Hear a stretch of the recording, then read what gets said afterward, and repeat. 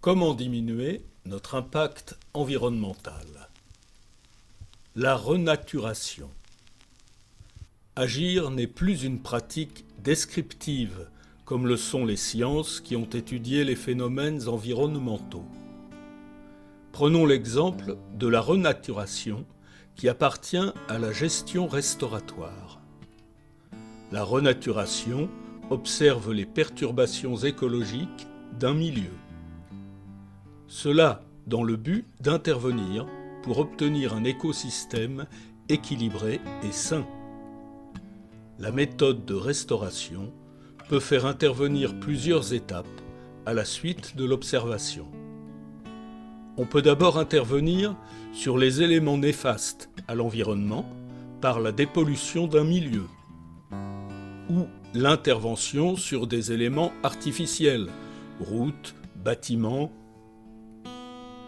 Une fois le lieu assaini, on peut alors prévoir la mise en place d'habitats pour les animaux, la réintroduction d'organismes vivants et la mise en place de corridors écologiques.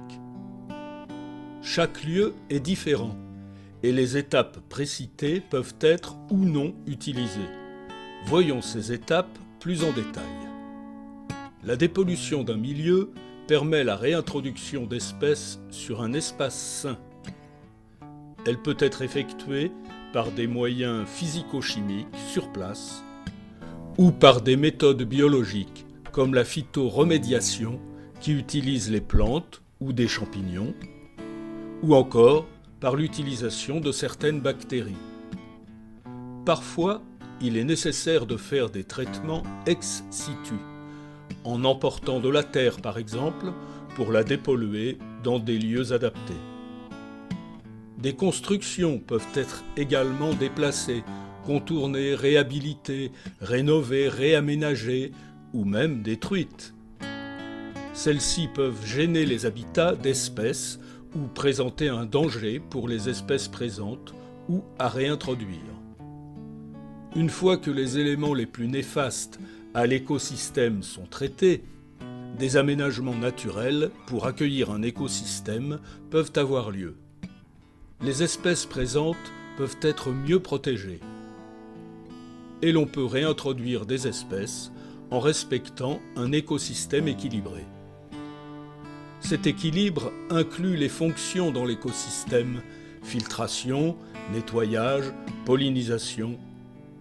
La pyramide écologique, les concurrences interspécifiques et intraspécifiques.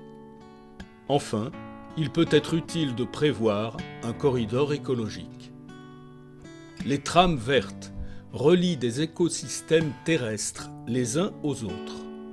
Les trames bleues relient des écosystèmes aquatiques les uns aux autres. La renaturation fait partie d'un ensemble plus grand, la conservation de la nature. La conservation de la nature utilise l'ensemble de méthodes indiquées, mais est également concernée par des problématiques plus humaines, comme le braconnage, l'utilisation de terres pour produire, les textes législatifs de protection, la communication sur des pratiques, le financement des travaux de recherche. Particuliers, entreprises, institutions, collectivités, tout le monde peut agir pour la renaturation à son niveau.